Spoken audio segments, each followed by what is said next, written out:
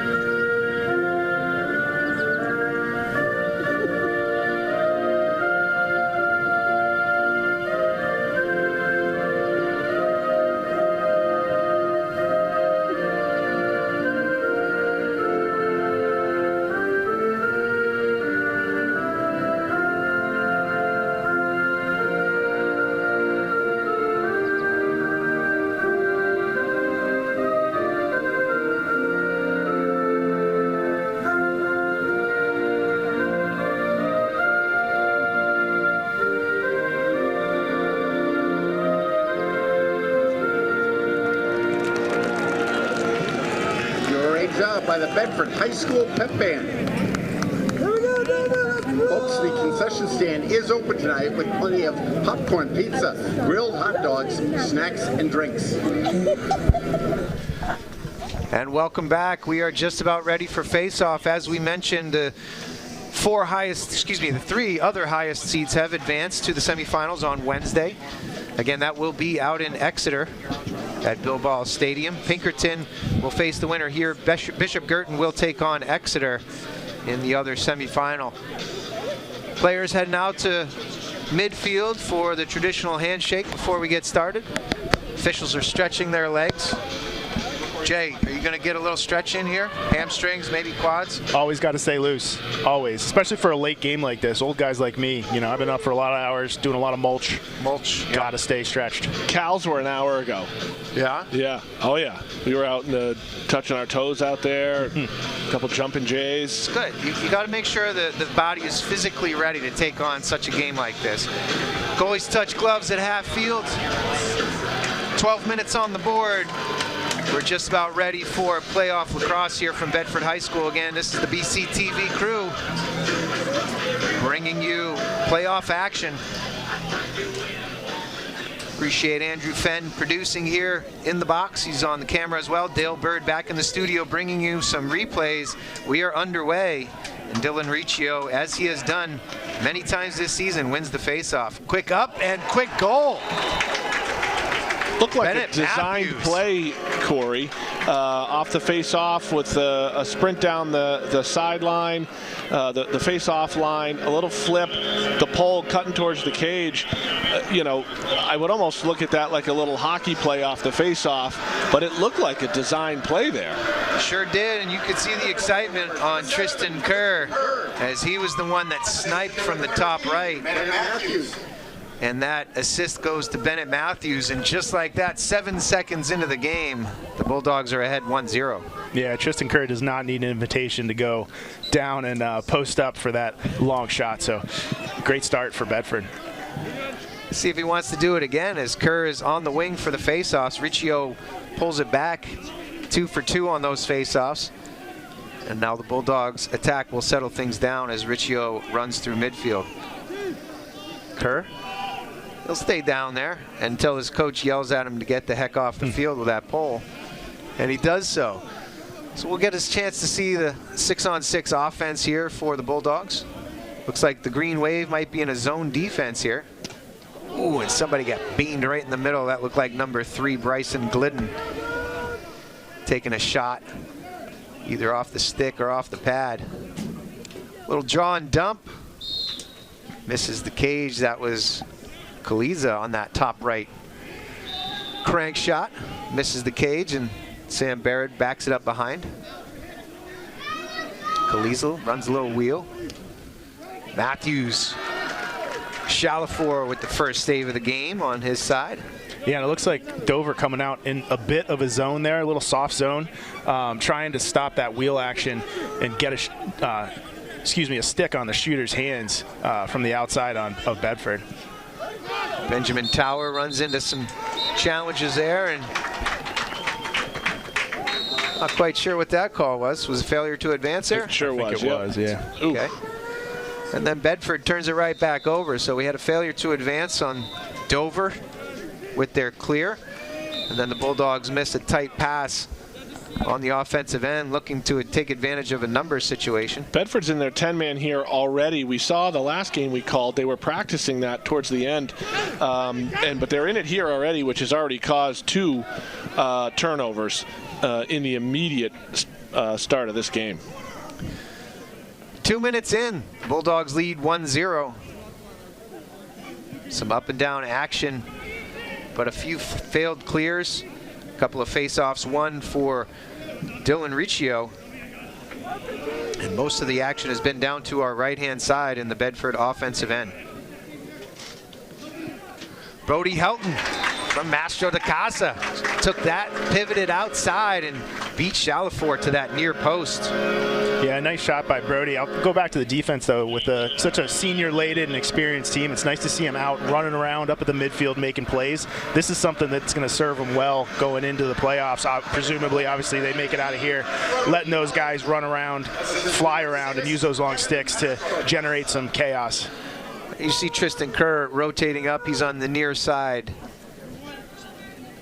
wing. Cottonwire comes in at close defense, allowing Kerr to come high. Face-off is won eventually by Riccio as J.J. Gaffney gets control of the loose ball. 2-0 Bulldogs early going. Goals by Helton and Tristan Kerr. Tristan Kerr is coming only 7 seconds into this game. Helton will slow things down and wait for his offensive-minded midfielders. We see the Dover Green Wave have seemingly bounced out of their zone defense. They were really trying to pack it in with that 3-3 zone, encouraging outside shots, and they've quickly changed their strategy. We'll see how it goes here on man-to-man, but I actually thought their zone wasn't a bad idea. I mean, the first goal was just a beautiful set play off the face-off, and the second goal, I thought the goalie was just Chalifour was just late getting to the pipe. It almost looked like he wasn't sure where he was standing. I'd be curious to see. Well, there you go. If the man-to-man is going to pay off more than the zone. We get Sam Barrett driving from behind, finds Matthews on that right wing, and a high bouncer finds the back of the net. Here's Barrett on the replay. These are the goals here that just, Bedford for sure has horses. There's no question. And that goal right there is just a picture-perfect definition of why you'd want to be in a zone, at least in my opinion. If this is going to go on with that type of ease, you'd be a little bit better off in a zone. Again, coming from an offensive guy, but. Riccio wins another face-off, gets it to Dylan Soden, clears it into the offensive end. And again, the Bulldogs will settle things down. Shadows are getting long. Ethan Kahn standing by himself back to the left-hand side. Sun to his top right in the box here. Helton dodges through 3 or 4 players, goes right to the cage and has his second goal of the game. And again, maybe another opportunity for that zone defense. We're going to get a quick timeout, as Coach Ketchum has said. That's too quick of a start for the Bulldogs. Let's settle things down. Let's talk it over. I think I would get back in the zone. I don't know about either of you, but I mean, they're just hot knifing through butter in there. They didn't even give the zone a chance to work, in my opinion. Yeah, I think so. There's also Coach over there is probably saying, let's lead with the body a little bit, guys. Exactly. Running through sticks is pretty easy. We're not freshmen here. Experienced guys. End of the year, you got to bring body. So whether you're in a zone or man-to-man, get some shoulder pads, and that may deter. Yeah. Can we, if we could, Dale, can we see that replay again? This is the perfect example of what you're talking about. This last goal by Brody Helton. Again, dodged from up top right. Very little resistance as he went through 2 very quickly, and nobody slid to the body at the end. And therefore, his second goal on the day was rather easy. Here it is. There's the first dodge. Not quite physical enough. Here's the second one right here. You got to come pop him. And then even a third, nobody comes for that next slide going to the body there. So I'm sure Coach Ketchum is saying, hey, boys, we belong here. We're supposed to be on this field. It's 4-0. Let's start playing like we know how to play. And the zone, I don't know if it would have stopped the last 2 goals from happening, but it certainly would have impeded a little more than the defensive pressure they got by playing man-to-man. But just real quick on that first face-off, if that was a design play, you get into this game and you always talk about, the first quarter, people want to feel each other out. They're trading jet, 2 fighters, they're feeling each other out. Nope, you want to be ready for the first whistle. The first whistle, they come down and pipe one in and just sets an immediate tone to the game, 7 seconds in. Procedure called on the Bulldogs as they went over the wing line on that face-off, but then the Green Wave promptly turned it over on a missed pass at midfield. No harm, no foul for the Bulldogs. And they lead early on here. We're not 4 minutes into the game, and the Bulldogs are up 4-0. Yeah, we saw Tristan Kerr there, active stick. Not sure if it was just a bad pass or he caused it, but love to see when Dover does have the ball in offense for Bedford to extend a little bit, go after the ball, and then use that help defense. Helton comes from behind, sticks the far corner, takes a shot late, and a flag comes in. We might have a personal foul after the goal here. Well, there's your shoulder pad on shoulder pad. I got to be honest, he was in the air. I don't know if I saw what Murph saw there on the call, but he didn't get him high. He was in the air. We missed it just a smidge, but it looked like he just put his shoulder pad in his belly button. Yeah, I think I tend to agree with you, especially being a defenseman that likes to play somewhat physically. I'm not sure that's a flag there. Is that a lie? Well, I mean, a fib. 5-0 is your score. 7:51 left in the first quarter. The Bulldogs have jumped out to a commanding lead. Did we get the actual call? They called it on the midfielder there who was originally playing ball. Must have been a hit in the back or a slash or something that we did not see. Or a taunt or something like that. So we were right, Corey. Procedure on the face-off, yes, of course. We're always right up here in the booth. 20/20 perfect vision. And we have replay. The replay helps. And the Green Wave will finally get into a 6-on-6 situation. Here's Toby DeRoche. Brian Riccio applying pressure, getting all the way back to that back right corner. We're going to get an illegal pick as Luca Reddy came through and was moving. They absolutely pressed out Jay there. I mean, the entire they were locked off pretty much everywhere when Toby DeRoche had the ball. I'm curious if just based on the matchup they feel like they can get away with that when he's got the ball, but there's no question they were locked off everywhere else. Yeah, and they meaning Bedford. Yeah, you saw so Bedford being man up. They had Dylan Solden playing a little bit of center field, wasn't actually doubling the ball. Right. And here I think what we have a moving pick and a slash corresponding with Tristan Kerr losing the rock, paper, scissors and going into the sin bin for the slash on the head. Yeah, it was kind of a bang-bang play as Kerr came down, caught a bunch of helmet. The far side official threw the hanky. The near side official called the moving pick. So, just Bulldogs. After we talked about not being wrong up here in the booth, I was wrong because it was the penalty they were able to lock off. That's my bad. Sometimes it takes just a bigger man to admit his mistakes. And when do you do it? I believe I just did. Looks like here we've got another flag on Dylan Solden for a hold on that sweep. A little bit ticky-tack, but that's okay, as Bedford tries to stave off this Dover offensive set. Now they have an opportunity here as they went into the man up, and DeRoche stings one right above Ethan Kahn's head. And I say DeRoche, we've been advised on the pronunciation there. You might look at it and say DeRoches or some other pronunciation. You look at this replay here, Kurt. We get a good angle here. Just, again, uses a great screen. Goalie has no chance. Defenders coming to you. As an offensive guy, you're taught if you're in a shooting position and the defenseman is coming at you, you shoot it off his ear hole, or I guess just to the side of his ear hole. And he did just that. No chance there for Bedford to make a save. Yeah, unfortunately, Kahn was screened out. DeRoche takes advantage, and it's 5-1. Riccio wins the ensuing faceoff for the Bulldogs. They get into transition here as Cotnoir looks to scoop it down to his fellow attackman. Now we look like we're playing field hockey here as the ball stays on the ground. And it squirts out directly into Brody Helton's stick, so he'll settle things down. Yeah, sometimes the speed here with Riccio winning that draw pretty cleanly.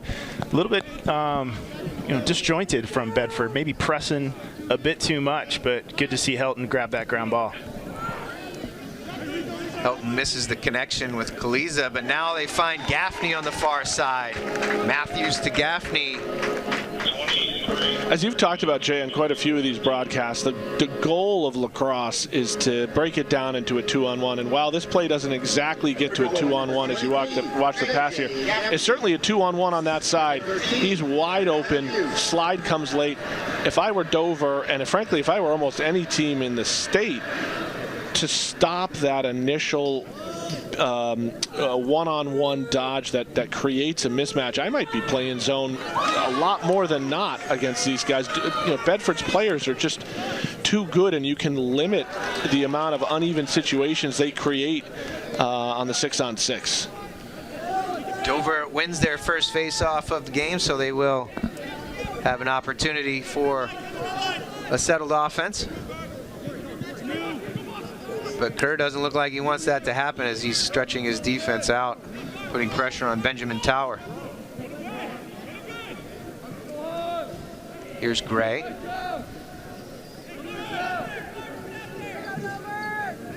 Now behind Tower again. Look to ISO. He's on Alex Gabri. Tries the inside roll. Double comes quickly. Get it back to Tower, now up top. Here's Reddy.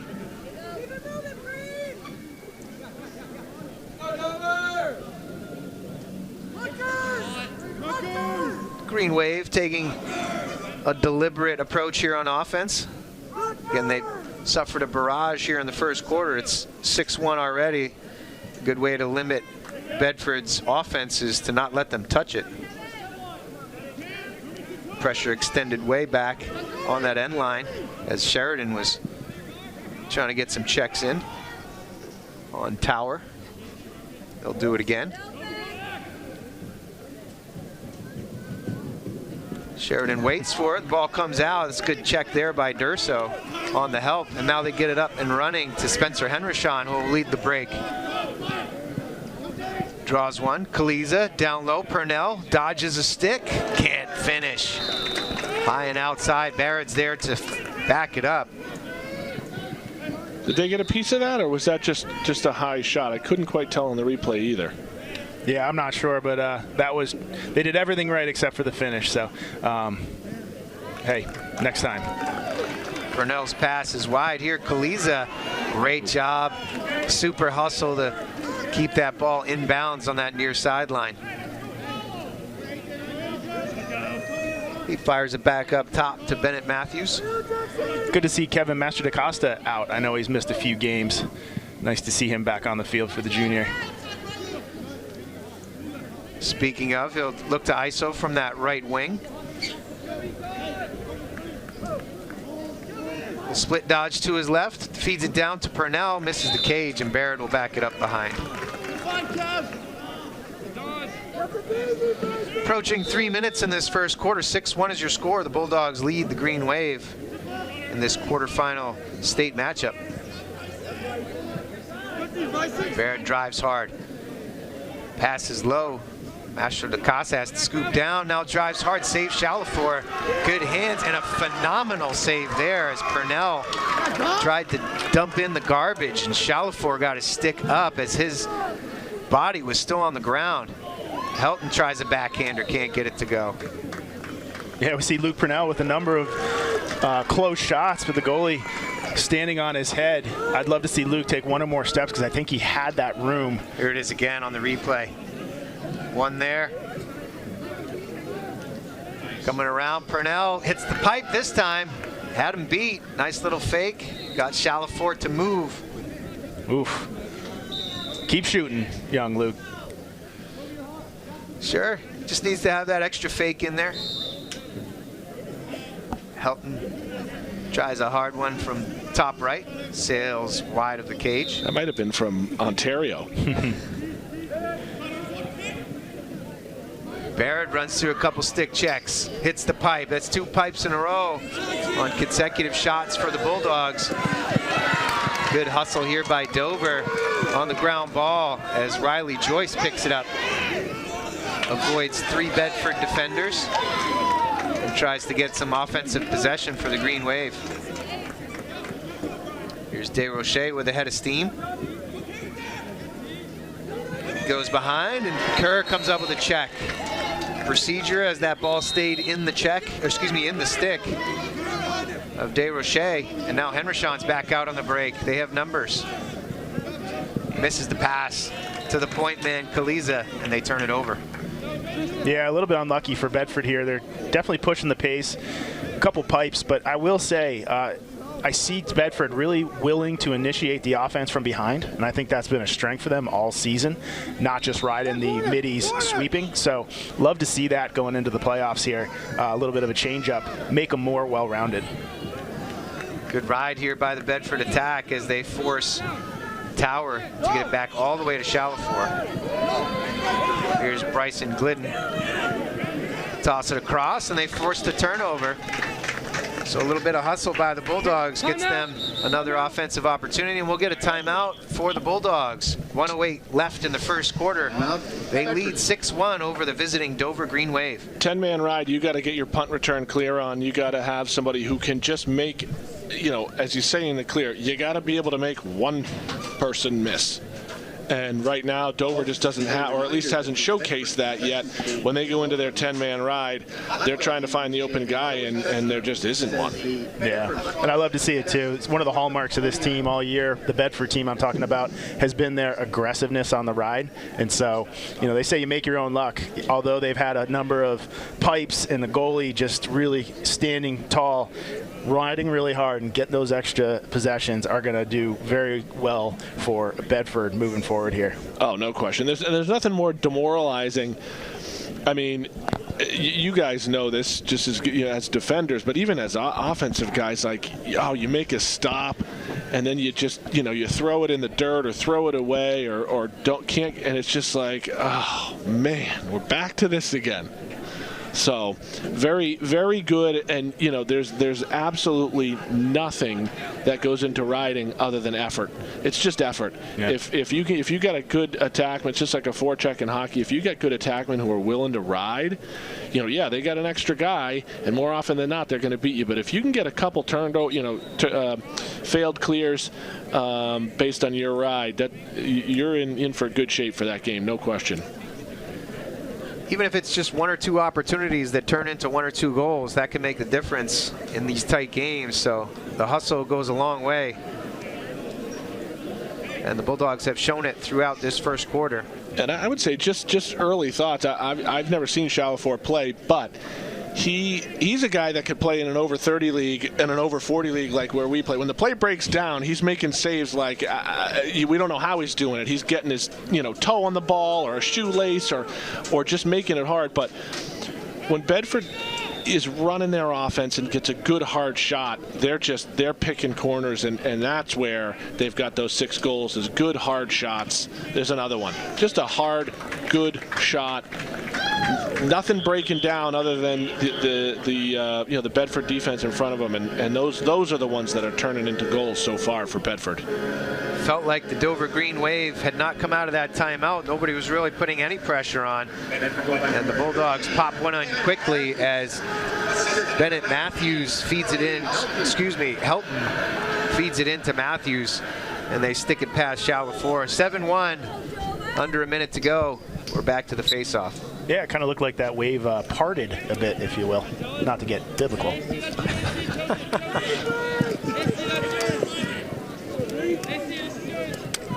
Scrapping at midfield after the ensuing face-off. Gaffney comes out with it. Nice ground ball. From a crowd. Purnell, quick sticks to Kaliza, and it goes over his head. 33 seconds to go in the first quarter. Yeah, it's kind of, we'll clear it out. It's kind of interesting. We have not seen as many unforced errors by Bedford previously this season on those fast breaks. Something for Coach Bordeaux to talk about. Tell the team just to calm down a little bit. I was just going to say that, we just talked about how they were pressing out on D and causing turnovers, and that's the kind of stuff you want to see heading into these next 2 games. But those 2 fast breaks or 3 fast breaks that they've turned over, those are ones you got to stick those. You got to stick those against BG. You got to stick those against Exeter. But nonetheless, Helton turns it around and makes it a non-issue. More pressure on the ride, gets another turnover. Helton along that right goal line extended area picks the corner. The Bulldogs get another one. That's 2 goals within the last minute. And they push it out to an 8-1 lead as we approach the end of the first quarter. Parker O'Toole now wins the face-off for the Bulldogs. They run another break. Kaliza back into the middle for Cotnoir. Barrett gets the rebound. Chalafour comes up with a save, and that'll do it for the first quarter of action. The Bulldogs dominant here as they lead 8-1 after 1. I always wonder about that being a goalie. We see Parker O'Toole turn and fire right into the chest. Right. He's just looking for payback for all the times he got hit, right? Yeah, he's like, oh, yeah, you take that. Hey, nice move. Good hustle by Bedford to get that opportunity at the very end. 4 first quarter goals by Brody Helton. He has an assist as well. 2 and 2 for Bennett Matthews. A goal each for J.J. Gaffney and Tristan Kerr. Assists from Sam Barrett and Kevin Mastro de Casa. Rounds out their 8 goals so far. The lone goal for the Green Wave came from Toby Desrochers, assisted by Benjamin Tower on a nifty little screenshot by Desrochers, beating Ethan Kahn right above his head. But limited offense otherwise, and really honestly they haven't had the ball much. No, they haven't really tested Kahn and haven't had the opportunity to. I think this should easily be 12-14-1 in my opinion. I think Bedford, a few missed opportunities on fast breaks, 2 or 3 pipes. I think it could easily be 12-1 right now. And you're right, you can't score without the ball. Dover just hasn't had the ball. Yeah, and we see Bedford really controlling the midfield. That's where the 50-50 balls are going Bedford's way, the hard riding, the hard clearing. And I think if Bedford continues to do that, Dover's going to have a really hard time setting into their offense and getting some good looks. Couple quick updates from other Bedford high school sports. The girls tennis team lost last weekend. The boys tennis team lost in the finals to Hanover yesterday. They lost 5-4. Baseball lost today to Pinkerton 5-0, and the girls lacrosse team also lost in the semifinals to Bishop Girton 14-11 was that score. Congratulations again to the girls and boys track teams as they took home state championships earlier this spring. I believe that was last Saturday. Thanks for finishing that on a positive note, Corey. Trying to get it back. Trying to get it back, 12 minutes back on the board. The ball is at the X. We're ready for face-off as we head into the second quarter.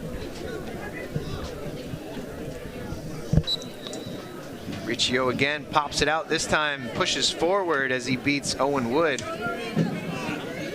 Purnell, nice job screening on that very beautiful fundamental play of a man ball.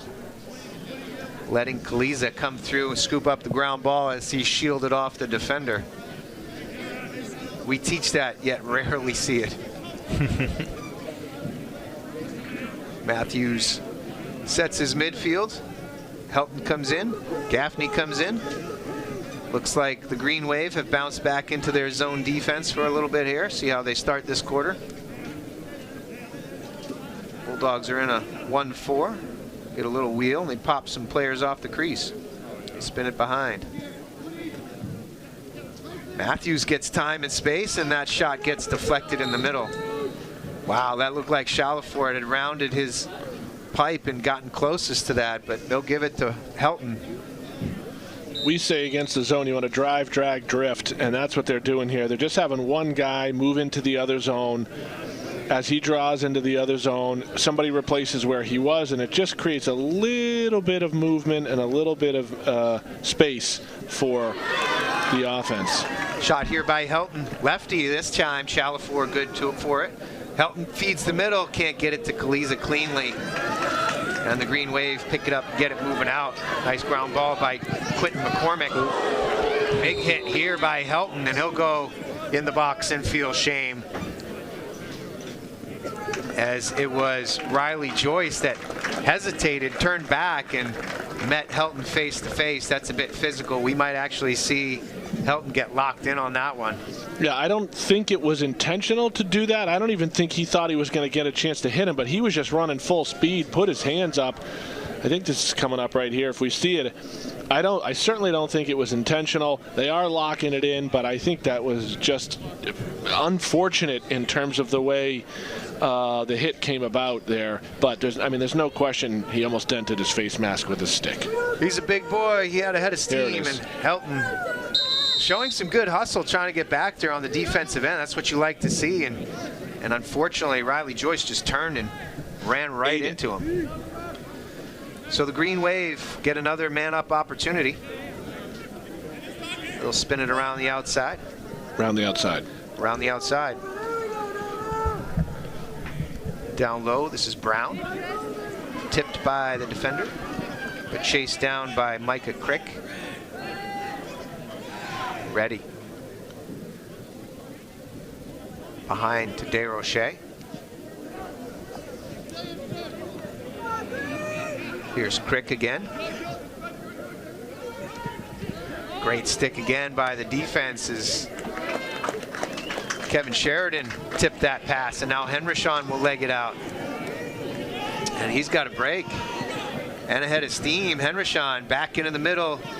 Matthews decides to pull it out. Good choice by the sophomore to settle things down and run out the man down opportunity.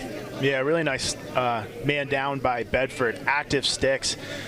It looked like Dover was trying to go into different sets throughout that man down, but Bedford was able to stay home, keep the sticks in the passing lanes, and really Dover didn't get much going. No shots on that man down. Matthews settles things down.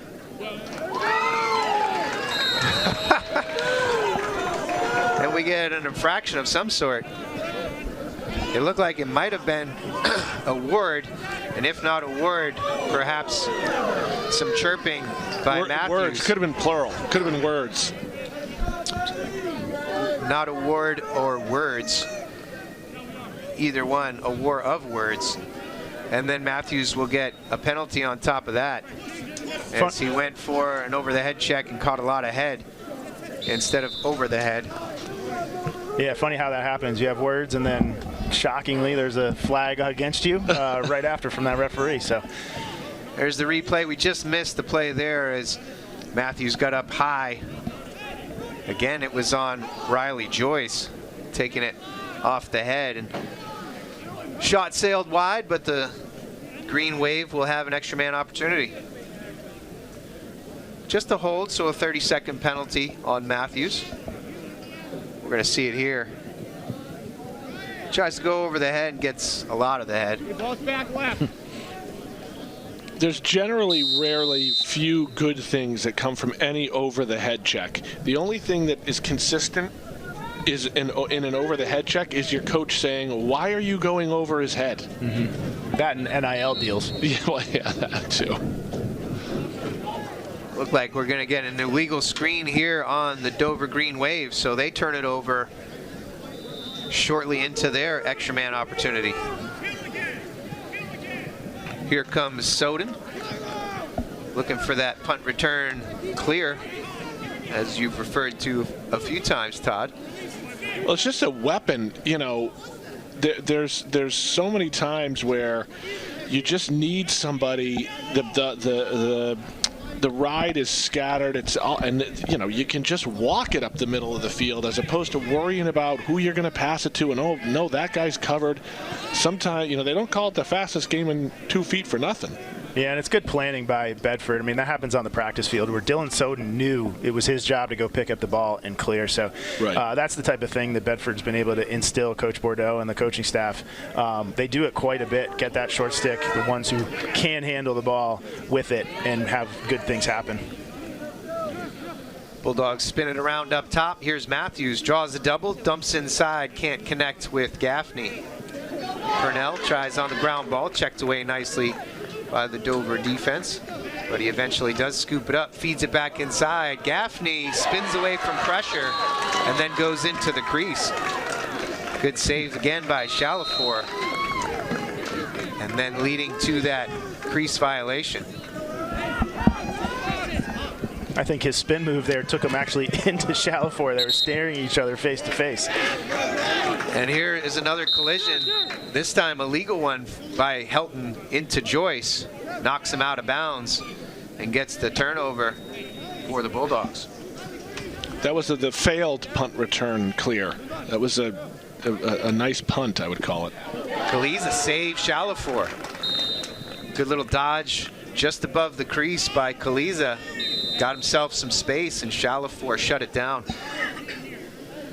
You know, as I watch this, Corey, I'm starting to see more and more kind of lazy passes. Bedford's moving the ball, they're passing, they're picking out the right person. A lot of these passes aren't quite where they need to be, and they're either going on the ground or it's creating a bad angle, a bad situation for the ball carrier after they catch it. I'm not saying it's disinterest, because I don't want to, that's my word, not theirs, and it's probably the wrong word, but that's what it looks like. Like, it's almost like a little bit of lackadaisical passing there. I totally agree with you, Jay. Save Chalifour again. Underhand shot by Matthews. Was he off? He was. I think he was leaning on his stick. Macho de Casa. That was Tristan Kerr right there at midfield. Balances along the near side sideline. The official was right there. Tried to dodge through a few more people, now bats it out of bounds. Yeah, I agree. Those passes are just slightly off, and you know, lacrosse players like to receive a pass in a certain area, usually above the shoulder of their top hand. So for a righty, over their right shoulder. And they look a little softer. Like they're not as crisp as we've seen them. You know, and again, you're expecting a crisp pass because that's how you're doing it all year. And if it's a little softer, just a change of pace could mess it up on the other end. I wonder if that's what happened on a couple of these fast breaks. You're expecting a good crisp pass, you get a little lollipop, and next thing you know, you miss it out of bounds. It's very similar to a jump shooter in basketball. They want it in a certain spot so they can go right into their shot. Slight variations make challenges. Sheridan jumps the passing lane here. Picks it off, causes a turnover, and bails out the defense. Go, go, go, go, go. Sheridan will leg it out. You hear Henrishon telling him to go, go, go. He does, and now he'll slow down. Dumps it off. Matthews now far side to Gaffney. Gaffney with a head of steam goes down the right alley. Barrett right back to Gaffney. Now Helton, step down, shot, finds the corner. And the Bulldogs stretch it out to a 9-1 lead. I'm still going with my theory there. Chalifour made a couple saves that were just unorthodox, craziness in the front.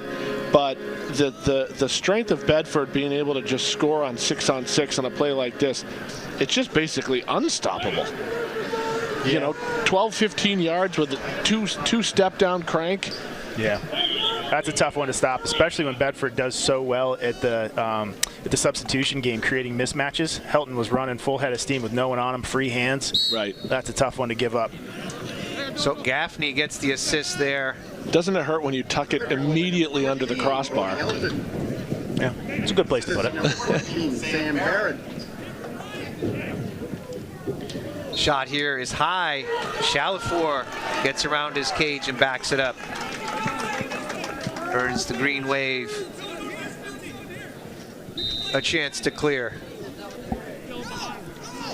4:20 to go here in the first half. 9-1. The Bulldogs lead over the green wave. Division I state quarterfinal action. Winner here will go and face Pinkerton in the semifinal on Wednesday.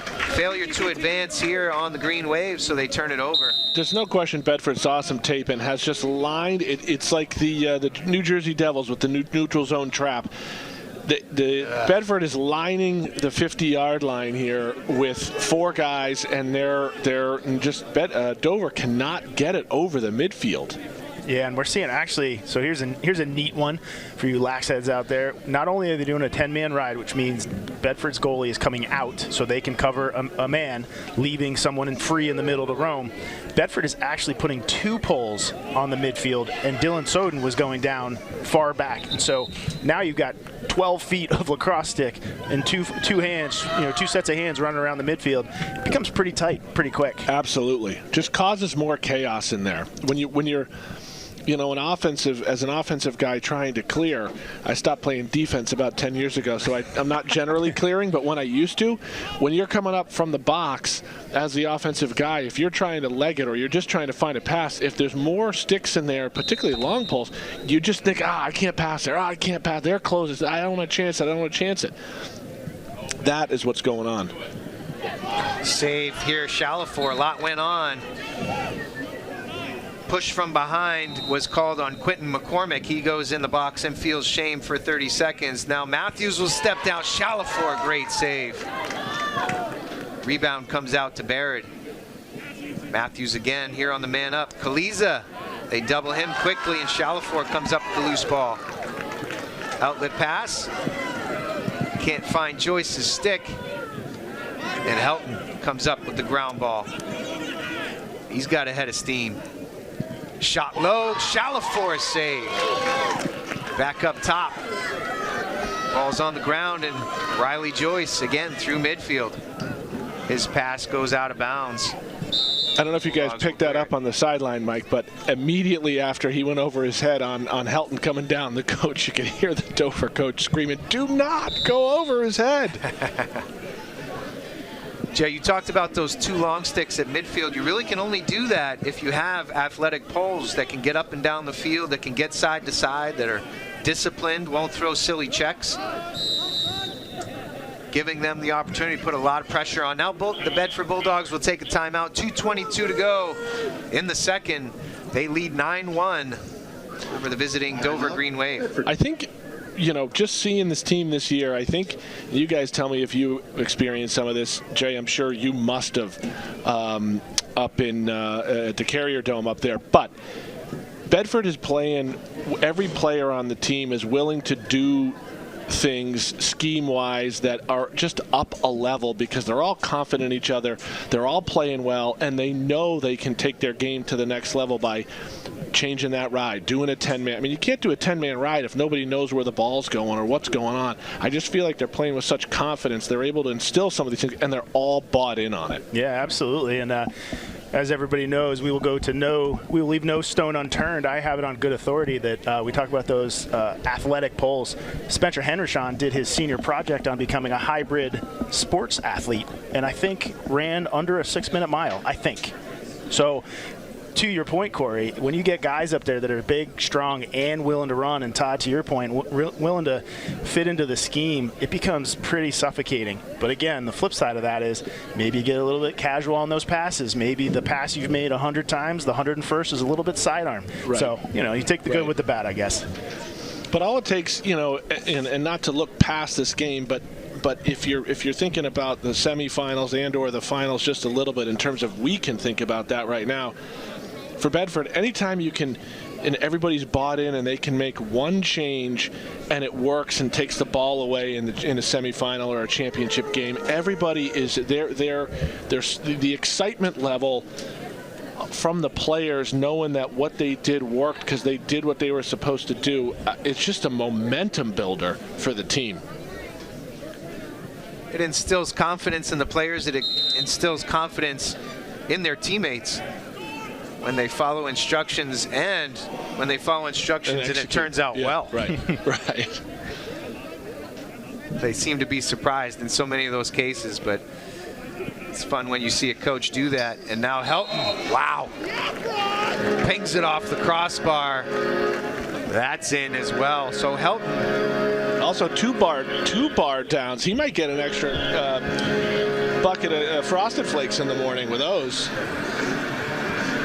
We haven't mentioned it, but we've said his name quite a bit. That's his 6th goal of the game. Assist goes to Barrett. Barrett's 2nd assist. Here we are, 2:02 left in the second quarter, and Brody Helton has 6 goals. Yeah, and I see, credit to Brody. He's always out here shooting. That was a fantastic shot. Just one observation, too. Shalafor, as great of a goalie as he is, likes to go low, is guessing low when he doesn't know. And so Bedford's been able to dump a few under that top crossbar. Barrett, little head fake, gets another one to goal not 10 seconds later. You're exactly right, Jay. I noticed in warm-ups, every shot he is dipping the head of his stick and coming up with his elbow and the butt end of his stick. If I was scouting him, I wouldn't, certainly in close shots like the one we just saw, you're putting him low, but anything outside, as soon as you go to crank, he's already putting the stick down. You're shooting high to high all day long. Yeah, we saw in that replay, hey, if I could do a split like he just did, I'd go low tip. I'd show it off. Violation on the face-off. So the Green Wave pick it up. Here's Riley Joyce.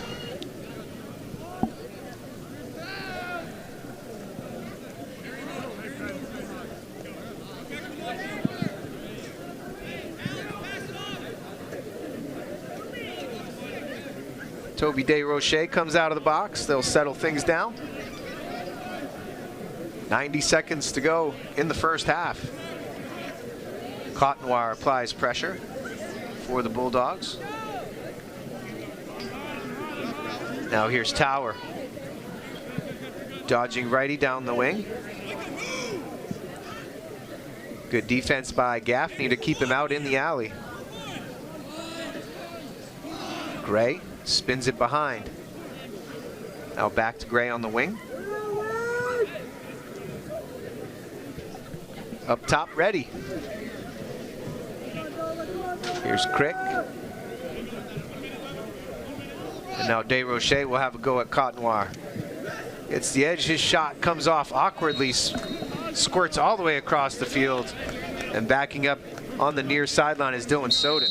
Yeah, one thing we don't always bring up is the defensive midfield, but Bedford's defensive middies, Dylan Soden, JJ Gaffney, and others have really done a nice job keeping people in front of them, keeping their sticks on hands, and that's such a huge advantage when your short sticks can take on another short stick offensive player. Of course, Dylan Soden, varsity basketball player as well. Very tall, very athletic, can get up and down the field. Came to the sport of lacrosse late in his athletic career, but has had an impact here for the Bulldogs. John Purnell looks to go, and now Barrett picks up an unsettled situation and puts it in the back of the net. That's 2 goals for Barrett now to go with his 2 assists, and he gets it to go with only 4 seconds left in the first half. Yeah, we've seen the freshman Barrett really be opportunistic on plays like this, or as you can see in the replay, picking up a ground ball where Dover's 2 guys move in one direction. He's already going forward, and lefty shot down to the bottom left corner. Really nice, opportunity to take advantage of some loose ball garbage. I'm pretty impressed by Sam Barrett. He's just a freshman, as you mentioned. He's willing to go to that offhand and has found the back of the net several times this year. Despite it being a righty player, he's gone to his left and done well with that. 2-2 in this first half, but leading the way is Brody Helton. 6 goals and an assist. He's leading the Bulldogs to a 12-1 halftime. We'll take a short break and join you on the other side. BCTV's coverage of the quarterfinals state lacrosse championship. We'll see you in a few. Welcome back to Bedford High School here in Bedford, New Hampshire, as we have the Division I state quarterfinal matchup between the Bedford Bulldogs and the Dover Green Wave. I'm Corey Munster-Tiger here in the booth for BCTV. We have Todd Koss and Jay Abendroth. Halftime score is 12-1. The Bulldogs lead as they bounced out to a 5-0 lead. The Green Wave got one quick one, and then the Bulldogs went on another 7-goal run to close out the half. Between the pipes, Dominic Shalafor has done quite well for the Green Wave. This could actually be much worse than it is, but Thoughts from the first half, Jay? Yeah, I think Bedford really excelled in the midfield, as we talked about. Put a lot of pulls up there, took up a lot of space, really won in the midfield area. Would love to see them, take care of the ball a little bit more, little more crisp passes. But other than that, they've been doing a really nice job. We talked about some of that sloppiness creeping into their game. They got up, 7-8-1, and then they started to get a little lackadaisical. Todd, any other thoughts on that first half of action? Yeah, I think what I see is similar to the last game we called here. I just really want to see Bedford crisp, clean. I don't care if they pump 10 more in, 20 more in, or 5 more in, but I just want to see clean play that can take them into the next two, certainly into Wednesday. Tristan Kerr started the scoring for us just 7 seconds into the game, and now he scores again just 13 seconds into the second half. So Kerr's second of the game as the Bulldogs try to get out on the right foot here in the third quarter. Takes a shot after it. Number 17, Jennison Henderson, came through and gave Kerr a pop. Took a hit, made a play, and the Bulldogs stretch it out to 13-1. Yeah. Scoring, go ahead, Jay. Oh, sorry, I was going to say, give credit where it's due to a long pull to a long pull. Right? You don't see that into Kerr. You don't see that tight either. That was like a 5-yard pass inside the restraining box. Hands there, hands. Those two meatheads back there on the back line are probably going to love that. Right. They're talking about it probably right now. Of course. Of course. Scoring throughout that first half of action, Brody Helton leading all scorers, 6 goals and an assist, 2 goals apiece for Sam Barrett and Bennett Matthews. Tristan Kerr now has 2, 1 each for Gaffney, and that is all actually. A few different assists peppered in there. We're going to get a flag here as Barrett was driving from behind. Probably going to be a trip on Jackson Bairstow. I think you can remove the probably.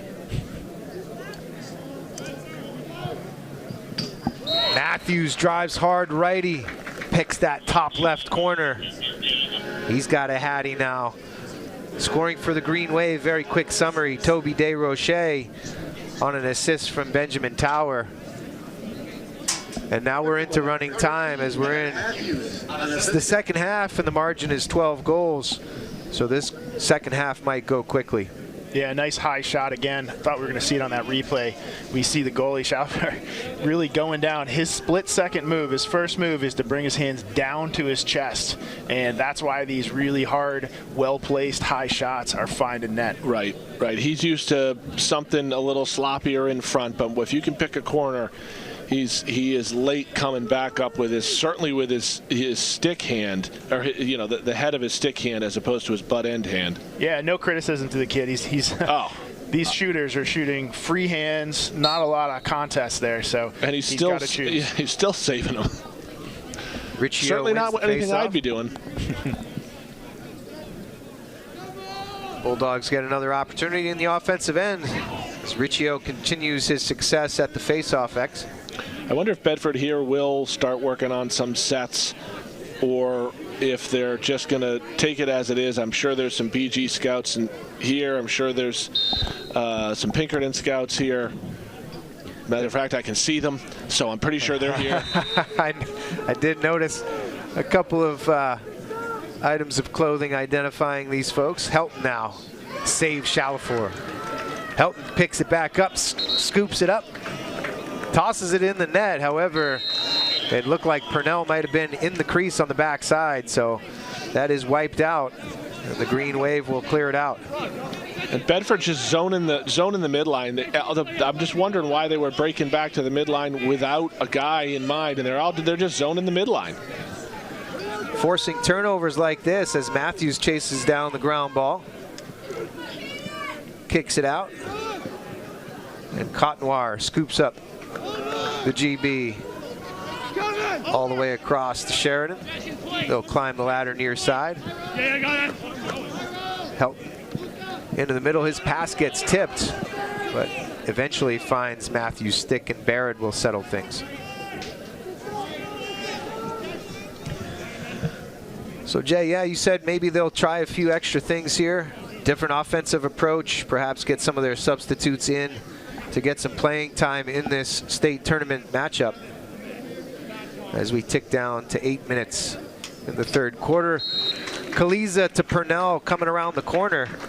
We saw a lot of that in other games, but this is the first time the attack have combined for a goal this evening. And Purnell gets into the score sheet. Yeah, really a pretty easy pass and catch there as Dover was setting back, not going out and attacking hands. We talk about it so often, attack those hands, and it's real hard to do what you want to do with the ball. But credit to Bedford taking advantage of Dover back on their back foot. Back to the face-off X. Here's Parker O'Toole winning one back to himself.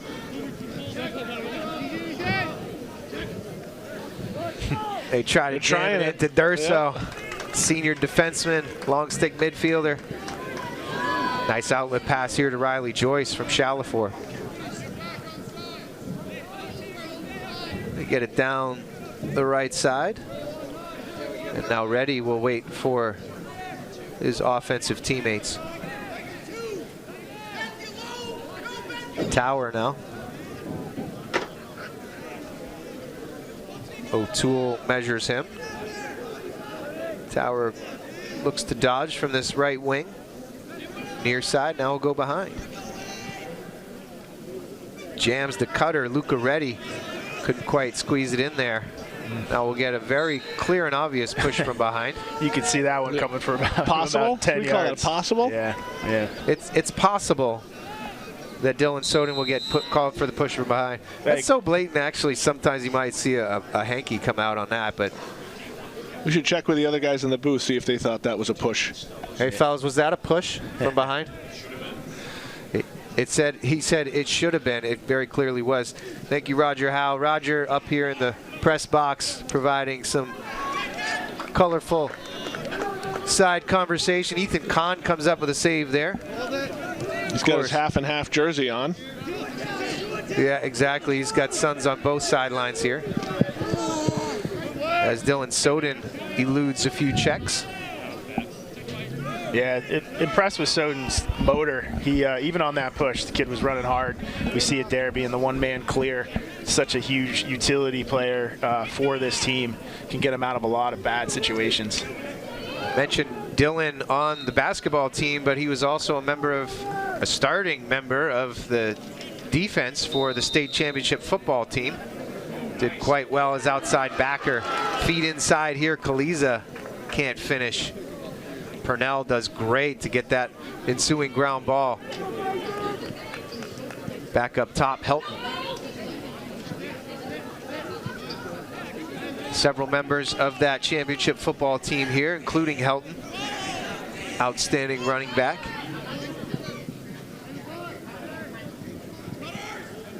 One-man wrecking crew, and has done the same here on the lacrosse field with 6 goals this evening.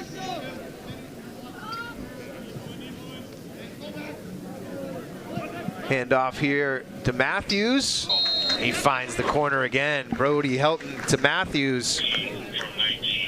And Matthews has 4 goals on the evening. Yeah, just not fair. Time and space. You see the little flip here.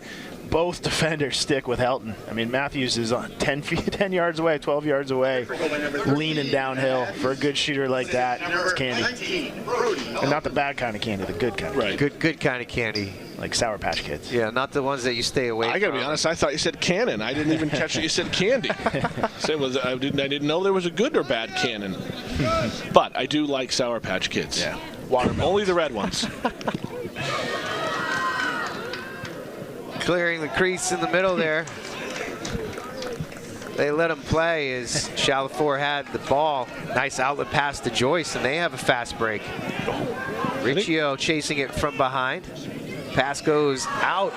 Kahn comes up with a save. We'll get a push here on the loose ball. So the Green Wave will have an offensive possession, but good scramble there by the Bedford defense to shut that fast break down. Yeah, I think that was Sheridan coming, I see, with the shoulder, but this is the difference between what we were talking about, Bedford here and Dover, leading with the shoulder. Sometimes you just got to send a bit of a message, and Bedford with those huge defenders, athletic guys, really, think twice about catching the ball in there with your arms out. What was the call there? Loose ball push, I believe. In the belly button? I'm just saying what I think it was. Not that I agree with it or disagree with it. I do disagree with it. That seems like what they called. They gave possession to the Green Wave out to the left of Kahn. And they will settle things down. Inside 3 minutes to go in the third quarter. The Bulldogs ahead 16-1. Looking to advance to the state semifinals on Wednesday evening, June 5th out at Exeter. Shot here goes wide by Tower. And backing it up behind is Silas Brown. We want to give credit to Tristan Kerr, too. As we see him play defense, the game really starts to slow down when you get a little more experience behind it. And not only is he trying to stay in front of his man, he's actually thinking about what checks he can throw. Really impressed by his maturation, not just this year, but over the last couple of years. It's fun to watch a defender set up their checks, right? He's thinking about what he can throw, when he can throw it, and then he'll set things up so he'll get the opportunity for that caused turnover. The Bulldogs will take a timeout here. 2:01 to go in the third quarter. They clear it out. They get into the offensive end, and Coach Bordeaux wants to chat things over about how they approach this possession. Again, winner here will face Pinkerton on Wednesday evening. I believe that's the 7 p.m. game. At 5 p.m., Bishop Girton will take on Exeter in the other semifinal matchup. At 16-1, with only 2 minutes left here in the third quarter, we'll pencil Bedford in. We won't call it a game. Crazy things happen, but remember those erasable pens? Remember them? We're old. You guys are old enough for that, right? Those erasable pens came out. I don't really recall using them much. I remember seeing them. Yeah, I don't think they worked very well, but I do remember. I do remember they were the rage. Like, oh, this is cool. Didn't work that great though. Yeah, I mean, I would just go with the pencil at that point. Right. And as we will pencil the Bulldogs in for that semifinal, the final will be next Saturday, June 8th. I believe a 5 p.m. start, again out at Exeter. You guys big whiteout guys? Were you big into whiteout? No. Me neither. I never. People having that in their trapper keeper? Not like, what are we doing with this? Not going to happen. If I thought I might be making mistakes, I just use the pencil. Right. I just like the pencil. You know? And the electric one with the little button, or the the button on the top. Oh, the mechanical, yeah. Not electric, mechanical. Yeah, it wasn't electric. You guys are high tech. You didn't have those those black Bic pencils with the push button? They were fantastic. They were always sharp too. A nice fine point. I mean, they had the 7-pound and the 5-pound lead. I mean, I could see Todd Koss writing geometry proofs left and right with angles and. I get a perfect score on my SATs in math, just for the record. Wow. Got them all wrong. What did you get on number 2? Shot goes wide here, and the Green Wave back it up. Not quite sure what we were trying for with the timeout in that possession, but I don't think Coach Bordeaux had that in mind. I would probably agree with you there, Corey. But another ride. We talked about it earlier. I mean, look, if you're gonna give it up, the fastest thing to get you back on your feet is riding. Henrishon goes high, and Kaliza. Good awareness there to just the ball. Take a step forward, turn around. There's always room in front of you where the pass came from, or the pass wouldn't have come from there. So we tell kids all the time, step to the pass, gain some separation from the people behind you or on the side of you, but it should be an area where you can step into, because the pass wouldn't have come from there. Yeah, and a lot of trust there. We see Helton firing into the middle of the field to Kaliza with great hands. The two of them been working all year together. And then that ride is brutal when you get both both of those poles, Henderson was down 20 yards into the Dover defensive end. It just gets really, really suffocating very quickly with that many long poles down in the midfield. There's the 4th turnover on a fast break. Yeah, missed pass there on the 4-on-3. That's something Coach Bordeaux is going to want to clean up a little bit there. They're getting the opportunities. I think they're just a little flat-footed. I think you'd like to see them as a coach take one step, curl, and find the pass, but you're flat-footed, things go wrong in lacrosse. There's no question about it. Shot here by Tower goes high. I believe Kahn got a piece of that as it sails out of bounds. And the quarter ends. 17-1 is your score. The Bulldogs ahead over the Dover Green Wave at the end of 3. Heading into the 4th quarter, might expect to see some bench players coming in. Yeah, you hope so. We were talking, it's funny what a difference a game makes. I think last game we were talking about how many goals is too much, and it was around 17-1, but here we are again. This just has a different feel. You know, you got to make sure this one is closed before you bring in those other players. But yes, I think this is the time that, you know, a lot of these guys who haven't seen the field, maybe one of the last times they do see in the year is the competition will get a lot stiffer. So I would expect to see some of those less used players making a showing here. And it doesn't mean you can't do all the things you're supposed to be doing and working on and trying to do, right? It might be a different player, or a different player sprinkled in here and there, but they're running the same plays, they're running the same sets, they're looking to do the same exact thing. Yeah, and I got to go into as well. You always learn something different sitting here looking from the press box, and I am very impressed by Bedford's substitution game. So we're talking about that ride, we're talking about how they're getting people open, but it actually starts with people from the substitution line knowing where they're going, and you see that rotation happen in real time to unleash Spencer Henderson up to the middle and Tristan Kerr up to the middle. Really nice discipline by this team, something that I did not see earlier. I mean, you see, as we were talking about earlier, when you get confidence, you got players who want to play for each other, who know, they got to work on passing and catching, but the fundamentals are already so baked in, they can start doing things like that. You know this. I mean, you get to the D1 level, you watch games on the weekend that are on TV, which are mostly D1. They're still making fast break plays from those type of clears. Once they just catch somebody sleeping, or get an early offense, get a man up on that, it's not easy to do. So I totally agree with you. Kudos to them. Not easy to do, to keep track of. Make sure you know where you're going or who's going where. But you see it happen in breakdowns. In the D1 level and even in the pro game, it's an absolute weapon if you can do it well. 12 minutes back on the board. We're ready for 4th quarter action. Again, the Bulldogs ahead 17-1 in this quarterfinal. The other hard thing to do there is get the side you're going away from, that either close attackman or close defenseman has to get off the field so you can start subbing from the X. They've got to also be well aware of what's going on. And it looks like Bedford's got a little confusion as they get some of the new players in. They're missing a wing. Here comes John Purnell. New defensive set for the Bulldogs as we see 3 fresh faces. Colby Boyd back there with Camden Santos and Will Frangelo. And Dylan Riccio wins the face-off again. He comes near side, he'll settle things down, try to work the substitution game. Purnell up high, Kaliza. Still the starting attack in there, as Purnell, Kaliza, and Barrett are there. And now Riccio races to the midline. They got him here. They just did it. They do.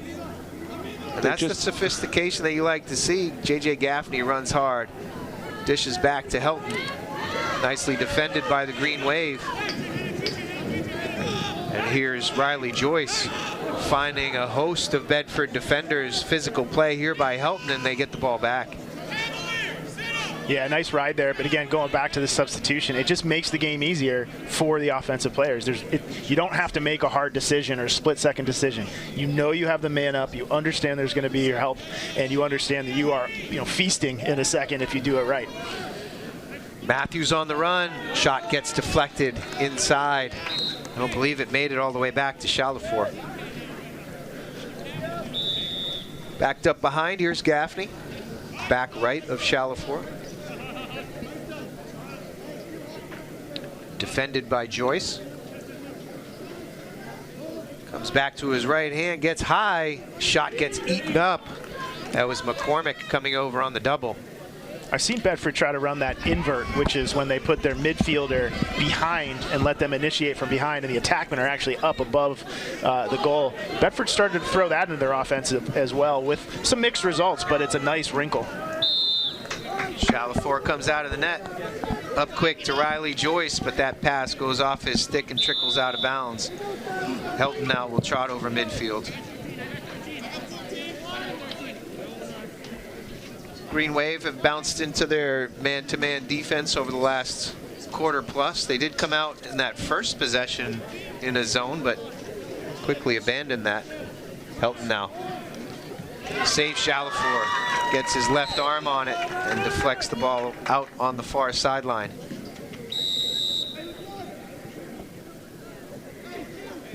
Barrett looks to go one-on-one. Nobody comes with him. Slide is a little late. Chalafour saves the day, though. And he clears it out. Yeah, nice save. Just standing tall in there.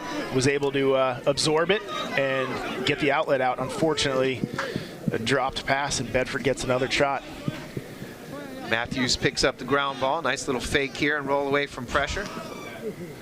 He'll settle things down. Gives it to Kaliza. Under 9 minutes to go in the game. 17-1.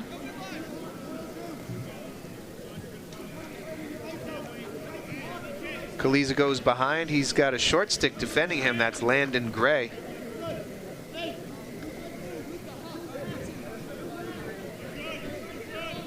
They organize. Kaliza, little shake and bake. Feeds inside. J.J. Gaffney cutting through the middle, handles and scores. Yeah, the two seniors connecting there. Pretty easy. Kaliza was able to create some space just with the swiftness of foot there. Good to see it. And Gaffney was strong in the middle with the burying goal. Gaffney. Assist number 1, Derek Kaliza. We tick down to 8 minutes to go. It's 18-1. We could probably comfortably start talking about Wednesday. The Bulldogs will head to Exeter to take on Pinkerton.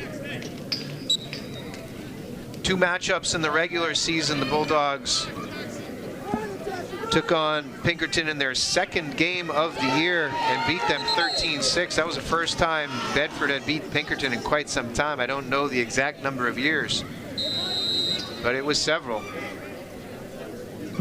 It's good to see Bedford really dominating at the face-off X. If I look back at the games we've seen, the one area of the game where Bedford really wasn't quite so sure was when they were going up against a really strong face-off guy, and so they were bringing poles up, etc. But we've seen Riccio and Parker O'Toole really take over the face-off X. If they can carry that through, it basically takes away one of the big weaknesses that Bedford had against BG, for example.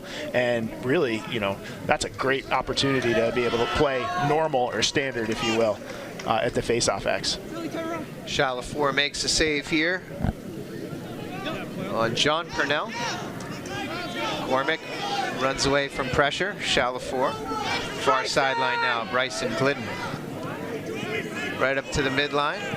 They step it over and avoid the delay.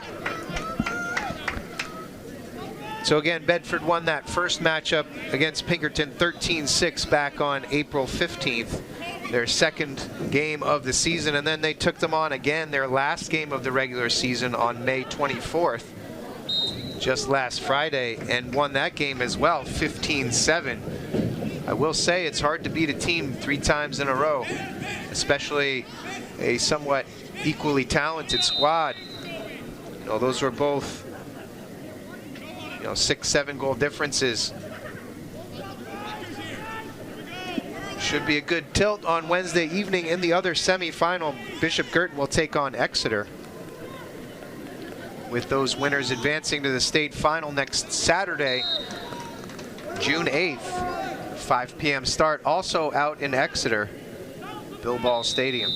Nice lift there by Sam Durso as Toby DeRoches DeRoche. Thank you very much. Like Rochambeau. As Toby was able to get the corner there, Durso was able to get a lift and send the shot astray. Great use of the word astray. No, it felt weird coming out of my mouth. It sounded good though. Too much alliteration. all that DeRoche talk. Yeah. DeRoche. That's what I meant. Yeah. Astray, DeRoche, as my son would say. Well, that rhymes. Like the candy. Yeah. Durso harassing on the ground ball out there. We're getting a procedure play. Good Perhaps hustle. DeRoche took a hand off his I was stick. going to say one hand off the stick was probably the only thing I could see from here. Soden with a little stutter step, voids a check, streaks down the middle of the field. Not the way you did in college, Todd. No, it's faster. Inside. Faster, obviously. And a goal. Kobe Rubin finishes. I don't know if there's tape of it, but Great to see Kobe Rubin, little guy, freshman, getting a goal. He's been lighting up the stat sheet on the JV team, able to come up here and get the opportunity under the bright lights. Good to see. Great job running through a check there, falling right in front of the crease, and is able to squeeze it by Dominic Chalafour. And Rubin gets one to go. 4 minutes to go in the game. 19-1 is your score. Todd, are you sitting on your keys? I think I hear a car alarm. I thought someone was, maybe Dover was trying to start the bus and it wasn't the actual driver. Maybe. Push from behind here gives Dover the ball. I think that's the incredible audio setup we have here by the team, picking up everything. Crystal clear. Kudos to Andrew Fenn running camera, also producing, engineering. Kobe Rubin gets a round of applause as he goes to the sideline, gets hoisted up by his teammates. That's fun to see the freshman getting a little love. Good opportunity here too. Tyler Caparelli, a senior, getting feet inside the lines. Paul Gaudreau is in there as well on defense. Pass all the way across. DeRoche. I believe that got tipped by Camden Santos on the way by. Just good hands to the point of attack.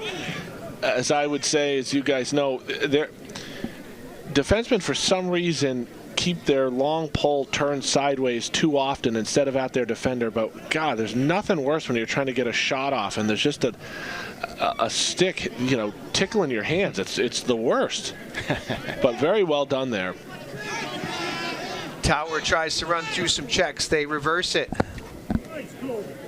Good job by the defense to get back there, and a nice little over-the-head check lands as Colby Boyd gets it on the turf. And now Riccio into a fast break. 1-2, and save Chalafour. We get a late flag there on the hit after the shot. And here's Tyler Caparelli. Shot goes wide. They back it up behind, and we do have a flag. So I believe Jennison Henderson will go off for a penalty. Tyler Caparelli, really a crowd favorite here. Right. Almost had the opportunity for the assist if young John Purnell was able to close it down. Let's see what he can do here on man up. Caparelli, the senior attackman, getting some run here. Near side now. They pop it around. Here's De Jesus. And they're learning that draw and drag, as Todd Koss was talking about earlier. Caparelli moves it. Drive, drag, drift. Drive, drag, drift. Dip, dodge, duck. Dodge. Joyce, nice defensive play, gets the ball on the turf, and will give the Green Wave another opportunity. Inside a minute to go. 19-1 is your score as the Bulldogs look to close this out in the last minute. Feed down low, DeRoche will get another. DeRoche assisted, I believe, by Luca Reddy. That clock keeps ticking. 19-2 will likely be the final as we're at 20 seconds to go. I think the refs are going to take a nice slow walk to the X here. They are. I think they're talking it over as the players are lining up. Yep. And we're at 10 seconds. I would be surprised, and there it is. They're not even going to face it off. So the Bulldogs will win this quarterfinal matchup. Great win for them, 19-2. The one over the 8 seed. Again, they will face Pinkerton on Wednesday evening out at Exeter. We should have this crew out there to cover that semifinal matchup. Winner of that will head to the state championship on Saturday, June 8th. Hope to bring you both of those games here on BC TV. Closing thoughts, Jay. Yeah, with Coach Bordeaux team, it's nice when things go as planned. Bedford took care of business. As we said, some things they can work on over practice in these next couple days, but really nice win to move on. Yeah, left themselves some good film for sure to get some coaching points, some finer coaching points. But I think, I forget it. I think it was Paul Pierce. It might have been Paul Pierce or Garnett. The first round of one of their championship, the Big Three championship run. He just said, look, we had to get through this. We had to play well. And we had to get on to the next game where we should be playing. And I think that's really what happens here tonight. And that's what we saw. So they will face Pinkerton on Wednesday. We appreciate the BC TV crew. Dale Bird back in the studio providing us replays. Andrew Fenn on camera producing here. Hayden Gennaro upstairs on the second camera. For Jay Abendroff, Todd Koss, I'm Corey Munstertiger for BC TV. Congratulations to the Bulldogs on their quarterfinal victory. We'll see them on Wednesday. Have a great night.